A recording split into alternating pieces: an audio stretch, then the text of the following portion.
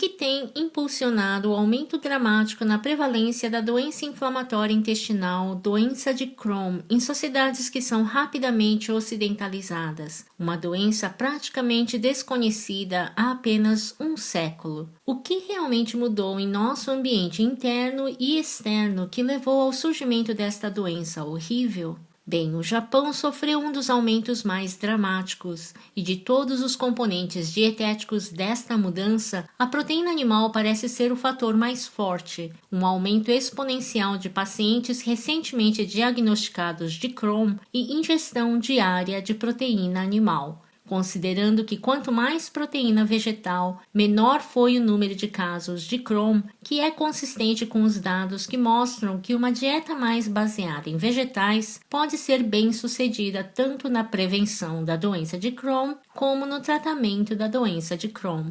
Mas e quanto a doenças de inflamação intestinal em geral? O maior estudo desse tipo, com 60 mil pessoas seguidas por mais de uma década, descobriu que a ingestão total de proteína, especificamente proteína animal, foi associada a um risco significativamente maior da outra grande doença inflamatória intestinal chamada de colite ulcerativa. Não apenas proteína em geral, a associação entre a alta ingestão de proteínas e risco de doença inflamatória intestinal estava restrita à ingestão de proteína animal. E desde a Segunda Guerra Mundial, a ingestão de proteína animal aumentou não só no Japão, mas em todos os países desenvolvidos. Este aumento do consumo de proteína animal pode explicar algumas das maiores incidências de doenças inflamatórias do intestino durante a segunda metade do século XX. E não é apenas este estudo, é sobre o que a maioria dos outros estudos também encontraram. Mas por quê? Qual é a diferença entre proteína animal e proteína vegetal?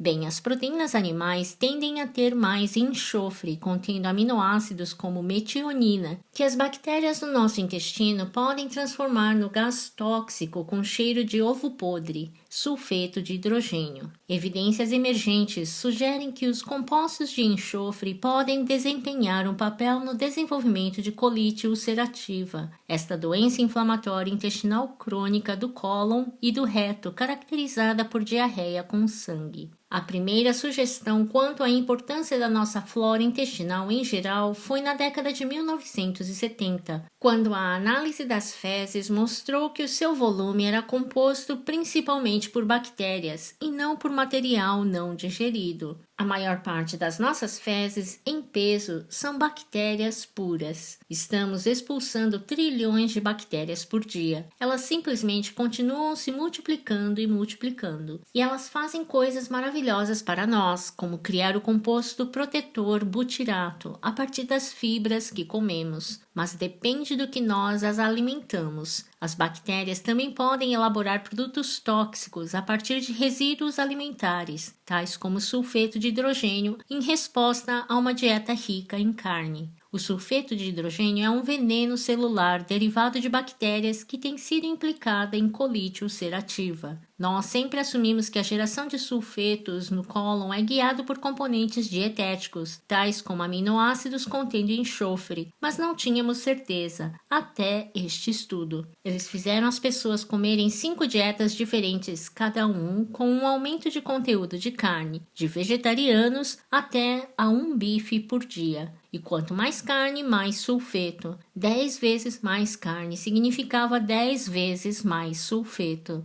Eles concluíram que a proteína dietética da carne é um substrato importante para a geração de sulfetos por bactérias no intestino grosso humano. O sulfeto de hidrogênio pode então atuar como um radical livre e danificar o nosso DNA em concentrações muito abaixo do que o nosso pobre revestimento do cólon está exposto rotineiramente, o que pode ajudar a explicar por que as dietas mais ricas em carnes e mais pobres em fibras podem produzir a chamada água fecal, que causa cerca de 2 vezes mais danos ao DNA. A água fecal é quando os pesquisadores fazem um chá das fezes de uma pessoa. A biologia do enxofre do intestino humano não tem tido atenção séria até recentemente. Anteriormente, era apenas pensado como o cheiro de ovo podre no mau odor do gás intestinal, mas o aumento nos compostos de enxofre em resposta a um suplemento de proteína animal não é apenas de interesse do campo da flatologia, que é o estudo formal de gases intestinais, mas também pode ser importante no desenvolvimento de colite ulcerativa.